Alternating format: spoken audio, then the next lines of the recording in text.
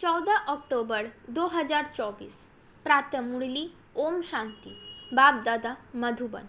बाबा कहते हैं, मीठे बच्चे, हियर नो इविल। यहाँ तुम सत्संग में बैठे हो, तुम्हें मायावी कुसंग में नहीं जाना है। कुसंग लगने से ही संशय के रूप में घुटके आते हैं।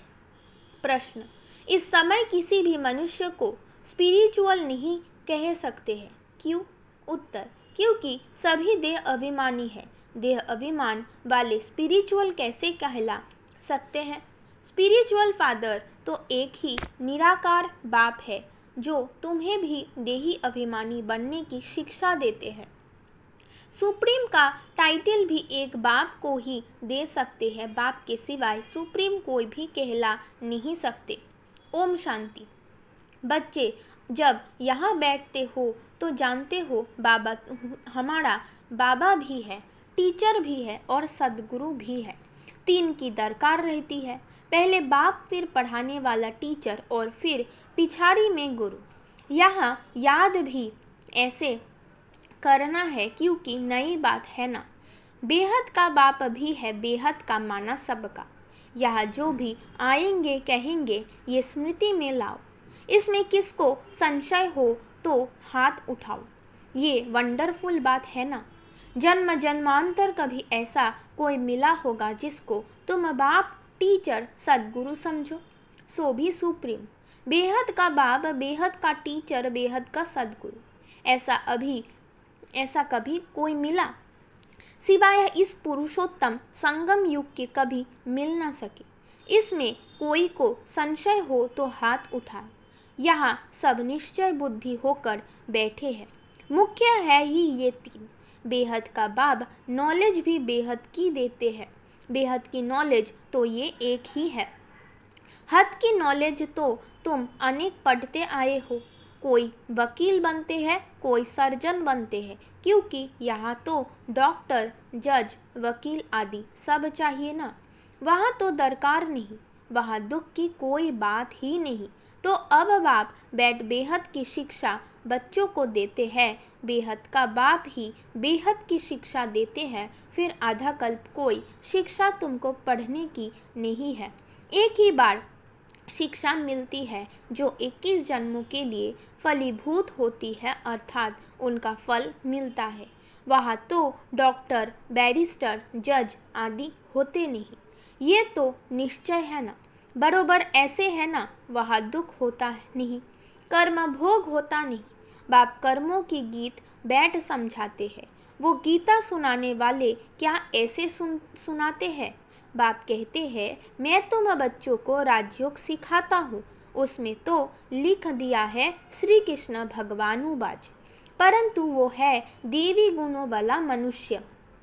शिव बाबा तो कोई नाम धरते नहीं, उनका दूसरा कोई नाम नहीं। बाप कहते हैं, मैं ये शरीर लोन लेता हूँ। ये शरीर रूपी मकान हमारा नहीं है, ये भी इनका मकान है। खिड़कियाँ आदि सब है। तो बाप समझाते हैं, मैं तुम्हारा बेहद का बाप अर्थात सभी आत्माओं का बाप हूँ, पढ़ाता भी हूँ आत्माओं को। इनको कहा जाता है स्पिरिचुअल फादर अर्थात रूहानी बाप, और कोई को भी रूहानी बाप नहीं कहेंगे। यहाँ तुम बच्चे जानते हो ये बेहद का बाप है। अब स्पिरिचुअल कॉन्फ्रेंस हो रही है। वास्तव में स्पिरिचुअल कॉन्फ्रेंस तो है ही नहीं, ये वो तो सच्ची स्पिरिचुअल है नहीं। देह अभिमानी है। बाप कहते हैं, बच्चे देही अभिमानी भव, देह का अभिमान छोड़ो। ऐसे थोड़े ही किसको कहेंगे स्पिरिचुअल अक्षर अभी डालते हैं। आगे सिर्फ रिलीज कॉन्फ्रेंस कहते थे। स्पिरिचुअल का कोई अर्थ नहीं समझते हैं। स्पिरिचुअल फादर अर्थात निराकारी फादर। तुम आत्माएं हो स्पिरिचुअल बच्चे। स्पिरिचुअल फादर आकर तुमको बढ़ाते हैं। ये समझ और कोई में हो ना सके। बाप खुद बैठ बतलाते हैं कि मैं कौन हूँ। गीता में ये नहीं है। मैं तुमको बेहद की शिक्षा देता हूँ। इसमें वकील, जज, सर्जन आदि की दरकार नहीं, क्योंकि वहाँ तो एकदम सुख ही सुख है। दुख का नाम निशान नहीं होता। यहाँ फिर सुख का नाम निशान नहीं है, इसको कहा जाता है प्रायलोक। सुख तो काग बिष्ठा समान है, जरा सा सुख है तो बेहद सुख की नॉलेज दे कैसे सकते। पहले जब देवी देवताओं का राज्य था तो सत्यता 100% थी, अभी तो झूठ ही झूठ है। ये है बेहद की नॉलेज। तो मैं जानते हो ये मनुष्य सृष्टि रूपी झाड़ है जिसका बीज रूप मैं हूँ। उनमें झाड़ की सारी नॉलेज है, मनुष्यों को ये नॉलेज नहीं है।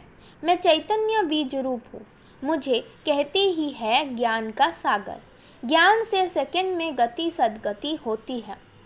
मैं हूँ सबका बाप, मुझे पहचानने से तुम बच्चों को वर्षा मिल जाता है। परंतु राजधानी है ना, स्वर्गों में भी मर्तव्य तो नंबरवार बहुत है। बाप एक ही पढ़ाई पढ़ाते हैं, पढ़ने वाला तो नंबरवार ही होते हैं। इसमें फिर कोई पढ़ाई की दरकार नहीं रहती। वहाँ कोई बीमार होता नहीं। पैसे की कमाई के लिए पढ़ाई नहीं पढ़ते। तुम यहाँ से बेहद का बरसा ले जाते हो, वहाँ ये मालूम नहीं पड़ेगा कि ये पद हमको कोई ने दिलाया है। ये तुम अभी समझते हो। हद की नॉलेज तो तुम पढ़ते आए हो, अब बेहद की नॉलेज पढ़ाने वाले को देख लिया, जान लिया। जानते हो बाप भी है, टीचर भी है, आकार हमको पढ़ाते हैं। सुप्रीम टीचर है, राजयोग सिखलाते हैं, सच्चा सदगुरु भी है। यह है बेहद का राजयोग। वो बैरिस्ट्री डॉक्टरी ही सिखलाएंगे क्योंकि ये दुनिया ही दुख की है। वो सब है हद की पढ़ाई, ये है बेहद की पढ़ाई। बाप तुमको बेहद की पढ़ाई पढ़ाते हैं। ये भी जानते हो ये बाप टीचर सदगुरु कल्प कल्प आते हैं, फिर यही पढ़ाई पढ़ाते हैं सतयुग त्रेता के लिए। फिर प्राय लोभ हो जाता है, सुख की प्रालब्ध पूरी हो जाती है ड्रामा अनुसार। ये बेहद का बाप बैठ समझाते हैं, उनको ही पतित पावन कहा जाता है। श्री कृष्ण को त्वमेव माता च पिता व पतित पावन कहेंगे क्या? इनके मर्तव्य और उनके मर्तव्य में रात दिन का फर्क है। अब बाप कहते हैं मुझे पहचानने से तुम सेकंड में जीवन मुक्ति पा सकते हो। अब श्री कृष्ण भगवान अगर होता तो कोई भी झट पहचान ले।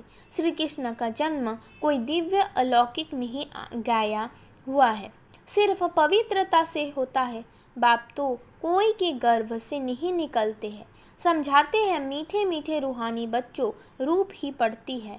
सब संस्कार अच्छे व बुरे रूह में रहते हैं। जैसे जैसे कर्म करते हैं उस अनुसार उन्हें शरीर मिलता है।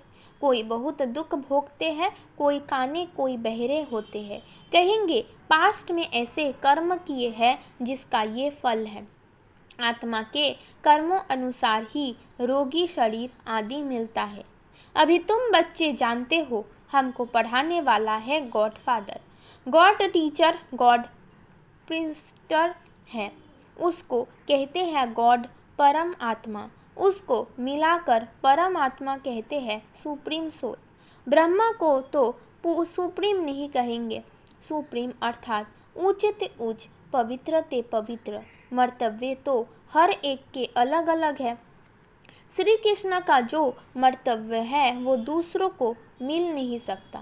प्राइम मिनिस्टर का मर्तव्य दूसरे को थोड़े ही देंगे। बाप का भी मर्तव्य अलग है। ब्रह्मा विष्णु शंकर का भी अलग है। ब्रह्मा विष्णु शंकर देवता है, शिव तो परमात्मा है। दोनों को मिलाकर शिव शंकर कैसे कहेंगे? दोनों अलग अलग है ना समझने के कारण शिव शंकर को एक कह देते हैं, नाम भी ऐसे रख देते हैं। ये सब बातें बाप ही आकर समझाते हैं। तुम जानते हो ये बाबा भी है, टीचर भी है, सदगुरु भी है। हर एक मनुष्य को बाप भी होता है, टीचर भी होता है और गुरु भी होता है। जब बूढ़े होते हैं तो गुरु करते हैं, आजकल तो छोटेपन में ही गुरु करा देते हैं, समझते हैं अगर गुरु नहीं किया तो अवज्ञा हो जाएगी।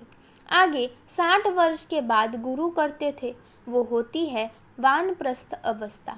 निर्वाण अर्थात वाणी से परे स्वीट साइलेंस होम, जिसमें जाने के लिए आधा कल्प तुमने मेहनत की है, परंतु पता ही नहीं तो कोई जा नहीं सकते, किसको रास्ता बता कैसे सकते, एक के सिवाय तो कोई रास्ता बता ना सके।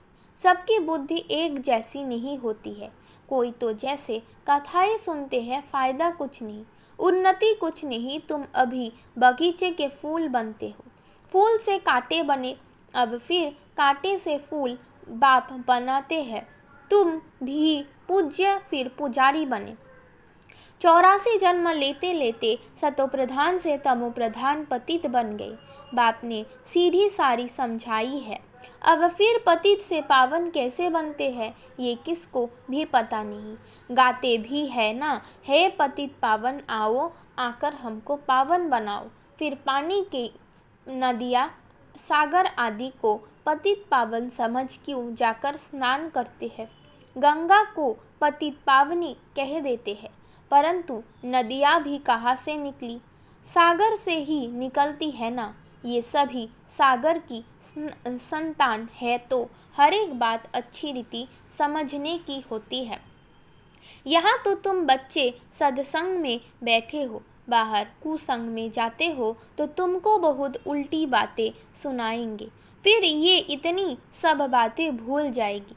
कुसंग में जाने से गुटखा खाने लग पड़ते हैं, संशय का तब मालूम पड़ता है, परंतु ये बातें तो भूलनी नहीं चाहिए। बाबा हमारा बेहद का बाबा भी है और टीचर भी है, पार भी ले जाते हैं, इस निश्चय से तुम आए हो। वो सभी है जिस्मानी लौकिक पढ़ाई, लौकिक भाषाएं, ये है अलौकिक। बाप कहते हैं मेरा जन्म भी अलौकिक है, मैं लोन लेता हूँ, पुरानी जुत्ती लेती हूँ, तो सो भी पुराने ते पुरानी, सबसे पुरानी है ये जुत्ती। बाप ने जो लिया है इसको लांग बूट कहते हैं। ये कितनी सहज बात है, ये तो कोई भूलने की नहीं है, परंतु माया इतनी सहज बातें भी भुला देती है। बाप भी है, बेहद की शिक्षा देने वाला भी है, जो और कोई दे ना सके।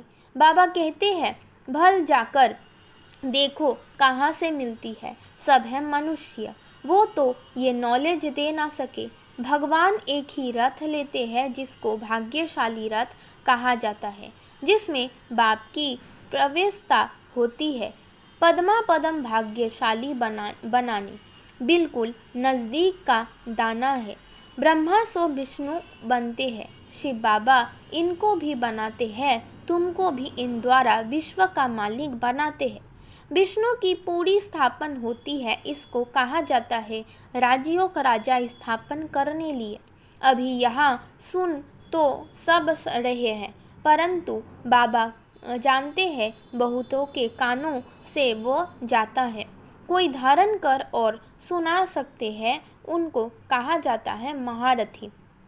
सुनकर फिर धारण करते हैं, औरों को भी रुचि से समझाते हैं। महारथी समझाने वाला होगा तो झट समझेंगे, घोड़े सवार से कम, प्यादे से और भी कम। यह तो बाप जानते हैं कौन महारथी है, कौन घोड़े सवार है। जब इसमें मूंझने की तो बात ही नहीं, परंतु बाबा देखते रहते हैं, बच्चे मूंझते हैं, फिर झुटके खाते रहते हैं, आंखें बंद कर बैठते हैं। कमाई में कभी गुटखा आता है क्या? झुटका खाते रहेंगे तो फिर धारणा कैसे होगी?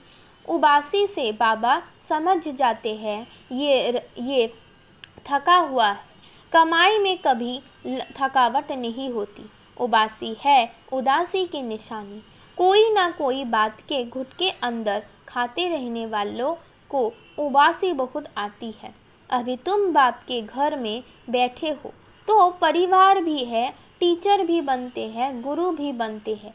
रास्ता बताने के लिए मास्टर गुरु कहा जाता है, तो अब बाप का राइट हैंड बनना चाहिए ना। जो बहुतों का कल्याण कर सकते हैं। धंधे सभी में है नुकसान, बिगाड़ धंधे नर से नारायण बनने के। सभी की कमाई खत्म हो जाती है। नर से नारायण बनने का धंधा बाप ही सिखलाते हैं। तो फिर कौन सी पढ़ाई पढ़नी है चाहिए? जिनके पास धन बहुत है वो समझते हैं स्वर्ग तो यहाँ ही है। बापू गांधी ने राम राज्य स्थापन किया। अरे दुनिया तो ये पुरानी तमो प्रधान है ना, और ही दुख बढ़ता जाता है। इनको राम राज्य कैसे कहेंगे? मनुष्य कितने बेसमझ बन पड़े हैं। बेसमझ को तमो प्रधान कहा जाता है। समझदार होते हैं सतो प्रधान। ये चक्र फिरता रहता है। इसमें कुछ भी बाप से पूछने का नहीं रहता। बाप का फर्ज है रचता और रचना की नॉलेज देना। वो तो देते रहते हैं, मुरली में सब समझाते रहते हैं। सभी बातों का रिस्पॉन्ड मिल जाता है। बाकी पूछेंगे क्या? बाप के सिवाय कोई समझा ही नहीं सकते तो पूछ भी कैसे सकते? ये भी तुम बोर्ड पर लिख सकते हो, एवर हेल्दी एवर वेल्दी। 21 जन्मों के लिए बनना है तो आकर समझो। अच्छा, मीठे मीठे सिकी लदे बच्चों प्रति माता पिता बाप दादा का याद प्यार और गुड मॉर्निंग। रूहानी बच्चों को नमस्ते। धारणा के लिए मुख्य सार। नंबर 1, बाप जो सुनाते हैं उसे सुनकर अच्छी तरह धारण करना है। दूसरों को रुचि से सुनाना है। एक कान से सुन दूसरे से निकालना नहीं है। कमाई के समय कभी उबासी नहीं लेनी है। नंबर 2, बाबा का राइट हैंड बन बहुतों का कल्याण करना है। नर से नारायण बनने और बनाने का धंधा करना है। वरदान, किसी के वर्थ समाचार को सुनकर इंटरेस्ट बढ़ाने के बजाय फुल स्टॉप लगाने वाले परमत से मुक्त भव। कई बच्चे चलते चलते श्रीमत के साथ आत्माओं की परमत मिक्स कर देते हैं। जब कोई ब्राह्मण संसार का समाचार सुनाता है तो उसे बहुत इंटरेस्ट से सुनते हैं। कर कुछ नहीं सकते और सुन लेते हैं तो वो समाचार बुद्धि में चला जाता, फिर टाइम वेस्ट होता। इसलिए बाप की आज्ञा है सुनते हुए भी नहीं सुनो। अगर कोई सुना भी दे तो आप फुल स्टॉप लगाओ। जिस व्यक्ति का सुना उसके प्रति दृष्टि व संकल्प में भी घृणा भाव नहीं हो तब कहेंगे परमत से मुक्त। स्लोगन, जिसकी दिल विशाल है उनके स्वप्न में भी हद के संसार इमर्ज नहीं हो सकते। ओम शांति।